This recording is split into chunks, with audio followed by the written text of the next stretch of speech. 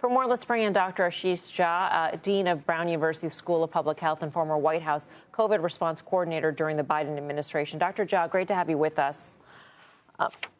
This physician's notice on acetaminophen for use during pregnancy, it doesn't seem as stringent as perhaps the markets had expected, because it says that basically it allows doctors, or it doesn't allow, but it says you can still take it, but you should limit it.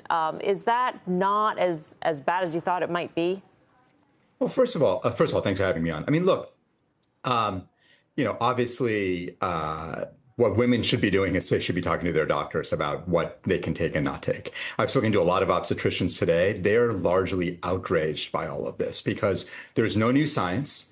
The best study to date, 2.5 million kids followed for 25 years in Sweden, showed no link between Tylenol and autism.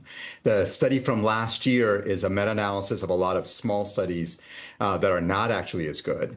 So, this is really putting women in a box. It's going to make their lives much, much harder when they're pregnant. They can't take ibuprofen. And now we have the government telling them they shouldn't be taking Tylenol. It's really upsetting. Ultimately, though, is it left to the doctor's discretion? Because it doesn't sound like there are any limitations being put on by the government in terms of the ability of a doctor to say, no, you can go take Tylenol. It is up to you. Yeah, so two things are going to happen. One is I think doctors are going to continue recommending that women take Tylenol because the alternative, ibuprofen, is dangerous, especially in the second half of pregnancy. But I think a lot of doctors are now going to worry that it's going to open them up to lawsuits. And what this really is a trial lawyer full employment act. That's what this is going to do. It's going to open up. Because remember, most women during pregnancy end up taking Tylenol. If a doctor says, yeah, sure, it's reasonable, and then if there's a bad health outcome, they're going to go after the doctors. And so that, unfortunately, is going to end up being the product here. And I think it's going to cause a lot of suffering of women during pregnancy. So when you take a look at the broader implications of this administration's HHS, when it comes down to these recommendations, doctors may be permitted to do what they want to do, but you're saying, the aspect of malpractice, that will loom large. And so it really puts a chilling effect in terms of doctors' ability to really make a medical judgment.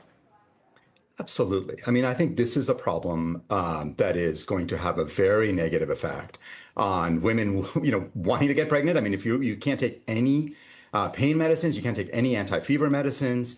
I think it's going to make doctors hesitant. But again, let's go back to the evidence here. The evidence here, most of the evidence suggests Tylenol is extremely safe. There are a couple of small studies.